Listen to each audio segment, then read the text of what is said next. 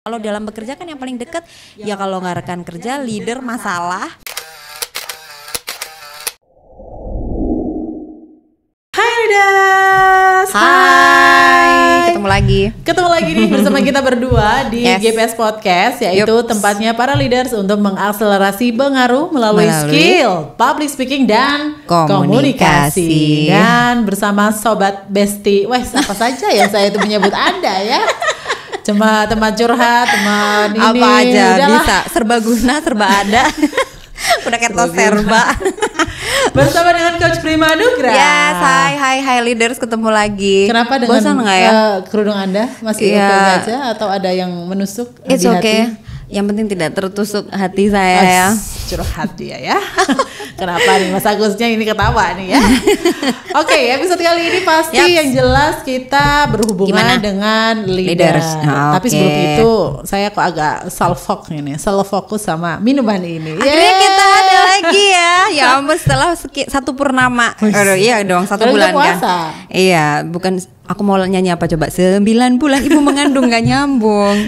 Udah. Kembali kita ke back to topic ya kan. Apa nih yang mau dibahas? Topik kali ini yaitu kita seputar agak simple aja nih ya. Kalau kita memang Yakin simple nih? Ya saya sih bilangnya simple, tapi nanti jawabannya Anda ya kayaknya. Berarti saya nanya aja kalau gitu. Nah kadang itu kan gini ya Pak Prima ya. Apa seorang pemimpin sama tim itu kadang dalam berkomunikasi itu ada sebuah hambatan. Kurang ada yang namanya chemistry. Ya kan, kurang adanya chemistry. Jadi yang namanya komunikasi itu pun akhirnya mereka melakukan aktivitas itu pun, pekerjaan itu pun hanya sekedarnya. Asal bapak senang, asal ibu big boss senang gitu doang. Tapi belum ada feel, belum ada yang namanya sense of belonging. Aduh, sense of belonging. Curhat banget ya ini kayaknya, permasalahan gue kayaknya. Tapi memang gitu sih, kalau memang di kursi itu tuh selalu bawa masalah pribadi kadang-kadang. Yaudah deh. Nah kalau kayak gitu tuh apa yang perlu dimantapkan yang perlu benar-benar di bold dan underline untuk leader yang ada di rumah juga. Oke, kembali lagi selalu suka dengan 3 poin ya. Maksudnya ada 3 juga lagi. 3 poin. 3 yang ganjil itu emang selalu enak sih. Apanya yang enak? Oke, maksudnya kali ini 3 lagi gitu. Karena mudah diingat kan kalau poinnya 3. Yang pertama sebenarnya gini, dalam membangun komunikasi, ya balik lagi bangun komunikasi yang efektif. Ya namanya leader kalau sama tim komunikasinya nggak efektif mau jadi apa kan? Tugas juga pasti cuman ya selesai sih gitu. Cuman ya udah gitu. Tapi wait, kalau menurut Coach Prima dulu, kalau tadi kita bilang komunikasi efektif, pengertian komunikasi efektif biar kita sama dengan leader yang di rumah gimana? Komunikasi efektif adalah komunikasi di mana lawan bicara kita tuh paham apa yang akan kita sampaikan. Yes, paham apa yang kita sampaikan. Kemudian dengan ya tergantung sih kalau misalnya mereka tujuannya sama, mereka paham, mereka gak cuma sekedar iya terus habis itu keluar lupa, berarti itu belum efektif gitu. Itu cuma sekedar didengarkan dan balik lagi sekedarnya aja, sekedar lewat waktu meeting manggut gitu kan, kita asal ibu seneng kan kayak gitu juga kan gitu. Jadi bukan yang seperti itu, tapi komunikasi yang efektif itu adalah sesuatu yang mampu dikomunikasikan lalu kemudian dilaksanakan, nggak cuma didengerin keluar blank gitu, tapi memang harus dilaksanakan. Apalagi ini adalah komunikasi antara leader dengan timnya gitu ya. Kalau kita mau memastikan apakah kita benar-benar terkoneksi gitu ya, feel connected dengan tim adalah sebenarnya ada 3 hal yang bisa dijadikan acuan gitu ya, acuan sederhana, yaitu yang pertama adalah it's about caring. Jadi kita coba telaah tim kita sampai sejauh mana sih dia itu memiliki kepedulian terhadap apapun, kepedulian terhadap pekerjaannya, kepedulian terhadap rekan kerjanya, kepedulian terhadap leadernya, kepedulian juga terhadap lingkungan pekerjaan, masalah juga, lingkungan pekerjaan juga, bahkan mungkin juga apakah dia memiliki kepekaan juga dengan divisi yang lain. Misalnya kan kita juga dihadapkan dengan anggota kita timnya tim A, kemudian ada divisi yang lain juga kan, dan otomatis itu kan pasti akan selalu berhubungan gitu. Dan apakah dia memiliki itu, kita mungkin bisa gali itu sejauh mana dia memiliki rasa kepedulian atau care terhadap sesuatu hal yang sudah saya sebutkan tadi. Mungkin ngobrol santai misalnya gitu, kita bisa pancing sejauh mana sih dia peduli. Karena peduli itu sebenarnya, care itu sebenarnya simple sih. Cuman prakteknya itu kadang-kadang yang jadi nggak simple gitu loh. Iya, karena kadang kita harus care ya, kita harus peduli ya. Iya. Ngerti kan peduli artinya apa? Ngerti. Peduli nggak tahu sih, nggak juga gitu. Peduli itu sebenarnya maknanya dalam loh. Kalau misalnya kita peduli itu kan gini, dalam bekerja itu nggak cuma sekedar rutinitas, nggak cuma sekedar ya udahlah dikerjain aja, gitu. Jam 5 gitu. Ya udahlah, kebutuhan kita juga udah oke kok gitu. Kita kerja di sini juga udah nyaman kok gitu. Tapi bagaimana kita memiliki kepekaan, balik lagi. Kepekaan itu juga mempengaruhi rasa peduli kita gitu. Lihat teman kok kayaknya dia nggak on fokus ya, kayaknya nggak fokus ya sama kerjaannya. Kita dari situlah gitu loh, kepekaan itu harus muncul gitu. Kemudian peduli itu juga sebenarnya banyak orang yang mengesampingkan itu, apalagi leader ya gitu. Paling kita cuma fokus sama potensi kita, dia bisa kok ngerjain itu, tapi dia peduli nggak ya? Contohnya seperti yang kadang-kadang kita obrolin, misalnya seorang driver gitu. Betul. Ya kita punya driver misalnya, kita punya driver. Ya tugasnya dia ngapain? Ya drive gitu kan, maksudnya mengantarkan kita kemana gitu. Tapi kan kalau misalnya memang mobil perlu dicuci, mobil perlu ganti oli, pemeliharaan lah ya. Betul. Gitu. Apa iya kita harus ini ya cuci ya, ini ya. Kalau misalnya loh kok nggak dicuci, dari ibu nggak nyuruh, nah berarti kan dia nggak peduli sebenarnya gitu. Dia juga nggak peduli sama kita, nggak peduli sama istilahnya alat dia untuk bekerja kan mobil ya, maksudnya sehari-harinya kan dia peduli nggak sampai di situ. Kadang-kadang kan itu loh yang bikin kadang-kadang kita suka kesel sendiri sebagai seorang leader, karena kita nggak tahu sejauh mana sih sebenarnya dia peduli. Memahami tim itu juga itu adalah poin yang penting gitu. Apakah nanti itu tidak berhubungan dengan kepo gitu nggak sih Mbak? Terlalu kepo banget ya sih. Ya kan tergantung gitu. Pertanyaannya. Kalau misalnya kamu peduli nggak gitu ya, gitu kepo. Kamu peduli nggak sih? Ya kepo juga gitu. Ya.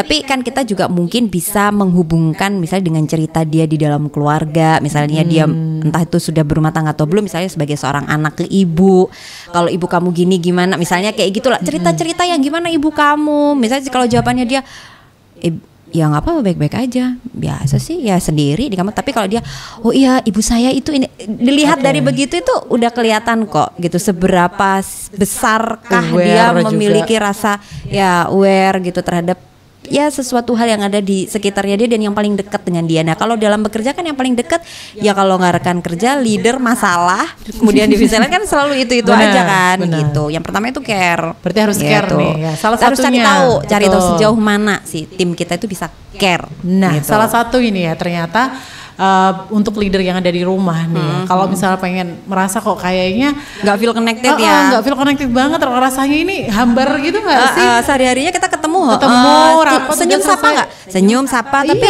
cuman kok kayak enggak ini ya gitu loh ya. Pasti kerasa kan kayak gitu. Pasti terasa. Berarti ini ada sesuatu yang belum leader sampaikan dan juga belum dibangun, yaitu tentang about care, yaitu perhatian. Dan perhatian itu bentuknya macam-macam ya, dan meaningnya dalam gitu loh. Dalam banget sih sebenarnya tentang care itu gitu loh. Dan saya yakin kok dari setiap aktivitas kita di dalam sebuah pekerjaan itu kan kita dalam bekerja itu kan paling nggak itu minimal 7-8 jam ya, itu kan hour ya 7-8 jam itu pun itu sebenarnya bukan waktu yang sedikit dan ya pendek, ada tiap hari gitu, dan tiap hari lagi. Pasti saya yakin di setiap sudut waktu itu ada gitu kan. Ketika pagi kita morning briefing itu kita sudah paham, minimal ngasih ucapan hey good morning, hai selamat pagi, our teams dan sebagainya. Siang ayo udah lunch belum, gitu kan seperti juga nggak sih? Betul. Ayo kita ini yuk go food bareng walaupun cuma bayar dewe gitu kan. Sebenarnya tim kita itu juga akan secara otomatis melakukan itu, maksudnya akan secara otomatis peduli juga sama kita kalau dia merasa dihargai kan, kalau dia merasa ya saya merasa cukup dihargai kok. Benar. Sehingga meskipun tidak dipaksa pun dia juga akan melakukan secara otomatis mau melakukan itu dengan sukarela dan it's okay gitu. Dan itu memang harus dimulai dari leader juga sih sebetulnya. Dan hasilnya gitu. akan lebih maksimal dan lebih bagus loh kalau kita melakukan dari hati. Gitu. Yang pertama. Oke, itu yang pertama ya care. Nah, yang kedua ini apa ini Mbak Prima? Yang kedua supaya lebih feel connected kita juga harus tahu sejauh mana sih dia bisa membantu help Sejauh mana dia bisa membantu kita, nggak hanya membantu kita tapi membantu dirinya sendiri, membantu rekan kerjanya, membantu jikalau ada masalah. Otomatis kan kita juga harus tahu tentang potensi, kemampuan, skillnya dia apa gitu kan. Jadi kalau misalnya memang ada tugas, oh ya udah saya delegasikan tugas ini nih sama si ini, karena dia mampu, dirasa mampu untuk membantu di bidang itu gitu loh. Jadi it's about help, atau ya sejauh mana sih dia bisa bantu kerjaan kita, bantu kita gitu. Kalau udah care, kemudian kita tahu potensinya di mana, dia akan melakukan segala sesuatu ya enjoy, dianya juga enjoy, karena dia juga punya kepekaan. Oh iya ya, aku harus kayak gini. Oh iya harus kayak gini. Oh iya ya, memang potensiku ini nih, aku dipercaya untuk itu gitu kan. Jadi itu yang kedua help. Betul. Jadi berarti kita tuh punya kayak sense of belonging gitu nggak sih dalam sebuah pekerjaan gitu nggak sih? Wajib, kan harus. Gitu. Jadi kan ada yang rasanya tuh kita bekerja itu kan hanya sekedar ya sudahlah saya datang jam 8, nanti pulang jam 4, nanti selama itu saya oh ya tugasnya ini, tapi nggak ada inisiatif harus melakukan apa, tindakan apa, membantu apa, kan kayak gitu kan. Kalau kita berikan tugas atau mendelegasikan tugas pada tim yang sesuai dengan apa yang mereka suka, apa yang memang mereka banget kan, ya mereka juga pasti seneng jatuhnya bukan kerja sih, malah jadi kayak ya aktivitas yang menyenangkan gitu, passion. Gitu gak sih, Mbak? Yang ringan gak cuma dia, kitanya juga ringan, kita juga merasa terbantu kan gitu dengan memaksimalkan potensi dari dia gitu. Jadi it's about help. Nah malah kadang kalau kita memaksimalkan potensi dari tim, kita belum tentu loh, kita juga loh ternyata dia juga bisa lebih loh. Nah kadang-kadang di luar ekspektasi gitu. Dong ya, dan itu bagus gitu, di luar ekspektasinya bagus, karena oh ternyata kalau diberikan apa ya kepercayaan untuk bisa mengerjakan itu, ternyata dia malah justru mungkin dia juga melalui proses bertumbuh juga kan. Dalam kita mendelegasikan sesuatu, mungkin dia juga nggak tahu belajar dari mana, karena dia peduli terhadap masalah, dia peduli yang care. Jadi tadi source-nya dia banyak. Nah gitu kan. itu experience-nya gitu juga loh. banyak. Betul. Iya loh, karena leader saya yakin dari setiap tim yang leaders punya itu pasti mereka itu punya ini nggak sih Mbak, keunikan tersendiri, kemudian kemampuan tersendiri yang mungkin saya yakin kok leaders ini juga tidak semua juga paham dan memahami dan tahu gitu loh, karena aktivitas-aktivitas tim yang ada di luar sana itu juga beragam kan, kayak gitu kan. Ternyata perlu nih potensinya. Nah, satu care, dua help. Nah, yang ketiga ini apa nih? Trust. Kepercayaan. Kita tuh kadang-kadang mempercayakan sesuatu. Trust ini juga macam-macam ya. Kita bisa mempercayakan sesuatu kepada tim kita itu juga melalui apa ya istilahnya, mungkin kita pernah lah, oke kita coba deh, kita kasih tugas trial ini, and error kita gitu trial and error. Memang itu beresiko ya, tapi minimal kita memberikan tugas yang tidak terlalu kalaupun memang gagal tuh efeknya nggak terlalu dirasakan oleh semua tim yang benar-benar langsung hancur berantakan dan lain-lain gitu. Trial and error itu ya buatlah sesuatu hal yang mungkin ya kalaupun efeknya nggak terlalu besar gitu. Nah di situ kita bisa tahu. Nah terus kemudian trust itu juga berhubungan dengan kejujuran gitu, honesty. Jadi dia kalau dikasih kepercayaan ini, misalnya apalagi urusannya sama duit ya, misalnya dia bisa nggak pegang itu. Kemudian trust itu juga nggak cuma soal uang, tapi juga tentang waktu misalnya gitu, dia on time enggak, atau dia after time kah, atau dia before time kah gitu. Kita juga harus ngerti sih tentang itu. Trust itu kan bagaimana kita percaya bahwa dia adalah tim yang memang beneran bisa bantu kita gitu loh, bisa bantu tim, bisa bantu untuk menyelesaikan masalah. Balik lagi ya, masalah-masalahnya tim itu apa sih? Kan ya sensitivitas kita terhadap masalah, sensitivitas kita terhadap rekan kerja dan juga leadernya, dan kita dengan mereka gitu. Jadi trust itu macam-macam. Jadi bisa melalui cara apapun. Balik lagi, komunikasi tidak hanya komunikasi verbal tapi juga komunikasi non verbal. Misalnya kita bisa tahu kebiasaan dia sehari-hari seperti apa, cara dia memanfaatkan waktu. Misalnya belum waktunya jam makan siang, dia udah kabur duluan, kaburnya lama lagi, baliknya lama ya, nggak balik-balik. Curhat ya. Terus habis itu pulang dia cuman absen doang gitu. Nah kayak gitu tuh kan it's about trust. No, kayaknya dia nggak mungkin deh kita kasih tugas yang beresiko gitu loh. Karena kan. Betul, karena pemimpin itu juga ngasih trust itu pun dari refleksi apa yang dia keluarin juga nggak sih, betul, Mbak? Betul. Gitu. Kan kita juga udah tahu ya hasilnya seperti apa. Kita mapping dulu, terus loh kok kayak gini gitu hasilnya. Nah, terus kalau udah kayak gitu dibiarin aja, ya enggak dong. Seorang leader juga harus memiliki ketegasan untuk memberikan satu keputusan terhadap satu tim ini nih. Nah, benar. Gitu. Contohnya, jangan sampai mempengaruhi yang lain. Contohnya misalnya gini nih ya, Mbak. Ketika kita misalkan ada acara nih ya yang harus acaranya itu jalan sehat. Nah, jalan sehat kan kita logikanya pasti pagi nih ya, ya kan? Oke, pagi. Jadi sebelum jam 7, nah kepala timnya nih, ketua timnya ini harus hadir duluan dong. Dan saya yakin seorang leader itu tidak akan ngasih kepercayaan sebagai ketua ataupun leader itu pun dalam yang dia itu sering telat. Iya dong. Iya nggak sih? Waktu ya. Iya nggak sih? Pasti dia akan ngasih tim sama yang anaknya itu yang datang lebih waktu, cepat. Kemudian fast response ketika detail dan sebagainya. Wah itu kita coba kulik gitu loh kebiasaan dia. Balik lagi kan ya tingkah laku. Meskipun nggak dari segi omongan. Ya mungkin kalau misalnya dalam komunikasi dia bisa aja bohong. Saya bisa dipercaya kok Bu. Saya bisa di ini. Tapi buktinya oh itu toh yang bisa dipercaya gitu loh. Komunikasi verbal non verbal yang seperti itu juga kita perlu pelajari sebagai seorang leader supaya nanti kalau misalnya kita melakukan itu feel connected satu sama lain gitu, kita merasa selalu terhubung, chemistry kita selalu dapet, jadi kita saling memahami satu sama lain, nggak cuman sekedar bekerja dari jam sekian sampai jam sekian kemudian pulang udah selesai libur dan nggak cuman gitu gitu loh. Gitu loh ya, namanya tim kan lama-lama kita juga bisa jadi keluarga toh. Tiap hari loh kita ketemunya gitu kan, ya betapa menyiksanya ya kalau tiap hari kita udah ketemu, liburnya paling cuman berapa hari terus kemudian kita nggak feel connected, atmosfernya nggak enak gitu, nggak dapet gitu. Yang ada kita kayak penuh terpaksaan cuman karena ya udah gimana lagi, kita cuman butuh duit gitu. Gitu kerjaan juga kan nggak maksimal juga. Ada care, ada help, ada trust. Nah, ketiga hal ini pun, apakah tiga hal ini harus ada atau ada di salah satu tim itu atau bagaimana ya? Idealnya sih harusnya ada. Idealnya begitu. Masing-masing tim itu memiliki itu. Setelah kita cari tahu kan, kita juga yang cari tahu kan. Idealnya begitu. Tapi ya sesuatu hal yang ideal itu kadang kan ya tidak ideal-ideal amat ya gitu. Kadang ada orang yang punya kepedulian tinggi, care misalnya. Tapi dia kadang nggak trust gitu loh, nggak trust gitu kan. Semuanya dia sendiri. Betul. Kan? Kadang dia berpotensi nih, dia potensi sebenarnya dia bisa lah dikasih tugas yang lumayan cukup tricky atau berat sekalipun gitu. Tapi kalau kitanya nggak tegas ngasih tugas, dia yang nggak mau tahu, udah nggak disuruh, orang nggak disuruh, berarti kan dia nggak care juga gitu. Ada yang kayak gitu. Idealnya semuanya dapet, tapi kalau misalnya enggak, ya sebagai seorang leader kita harus membuat atmosfer, ya kita buat atmosfernya supaya 3 elemen itu ada. Contoh, kita bisa melakukan waktu-waktu untuk bisa menjalin keakraban misalnya. Kita kan juga tahu ya, misalnya timnya nih pada cowok-cowok, dia sukanya main Mobile Legends atau futsal atau apalah yang mereka kebanyakan suka. Ya udah, kita sebagai seorang leader support, kita ikut gitu.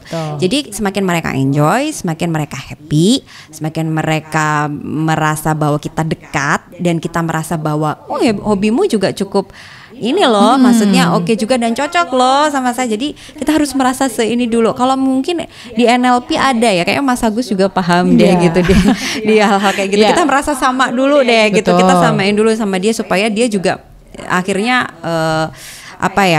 sama kita tuh nyambung bahasanya. Betul, gitu. Terus merasa ini juga sih, karena kita merasa punya sesuatu hal yang sama. Jadi ya mau nggak mau dia nurut tuh sama kita gitu. Bukan berarti kita diktator ya, tapi maksudnya nurut dalam artian itu ya untuk mempermudah kerjaan tim gitu, yang seperti itu. Jadi buat atmosfer itu, seringkali gaungkan, komunikasikan tentang 3 hal itu supaya mereka terbiasa gitu kan. Kalau misalnya mereka punya care, nggak punya help, kan teman-temannya yang lain yang punya itu mungkin bisa jadi mendorong dia gitu. Betul gitu. Kalau nggak ideal bagaimana? Ya kita buat situasi atau kita ciptakan atmosfer yang ideal atau seideal mungkin. Baik, karena setiap perusahaan ataupun setiap organisasi itu pasti punya atmosfer yang berbeda ya kan. Betul. Mana yang akan lebih banyak dilakukan atau mana yang agak lebih prioritasnya agak berkurang. Iya, terus balik lagi gitu. Juga atmosfer itu juga harus kita ciptakan sehubungan dengan yang tadi kan Mbak Liat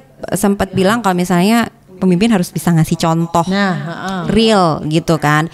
Gimana kita bisa ngomongin tentang kejujuran, trust. Kalau misalnya Pak ini atau Bu ini kayak gini nih, ya udahlah manipulasi aja lah data. Kita aja nyuruhnya begitu. Kita pengen mereka bisa dipercaya bagaimana, orang kita juga sering mencontohkan begitu. Kita pengen mereka menjadi seseorang yang disiplin misalnya, tapi kitanya sendiri juga nggak disiplin. Ya nggak bisa dong gitu. Sebagai seorang leader jangan cuma menyarankan, nyuruh dan ini doang, tapi kitanya sendiri juga harus memberikan contoh. Berarti refleksi gitu juga ya. Betul, saling refleksi antar tim. Ya kita tim juga kan berarti. Meskipun posisinya leader. Yes, wow, dapat banget nih ya ternyata untuk menjadi sebuah hubungan komunikasi yang baik, efektif untuk dari leader ke tim itu memang ada 3 tahap tadi ya. Ada care, ada health, dan juga ada trust. Saya harap tips ini sangat bermanfaat untuk teman-teman GBS Podcast yang ada di manapun berada. Terima kasih sekali lagi. Sama-sama. Terima kasih Mbak Lia. Jangan bosan-bosan ya saya undang di podcast ini ya, mengkudeta tempat duduk Anda. Oke, hal ini pasti akan sering terjadi sih sepertinya. Oke, kalau gitu terima kasih sekali lagi untuk leaders yang ada di rumah. Sampai berjumpa lagi di episode berikutnya. Bye. Bye, see you. Thank you.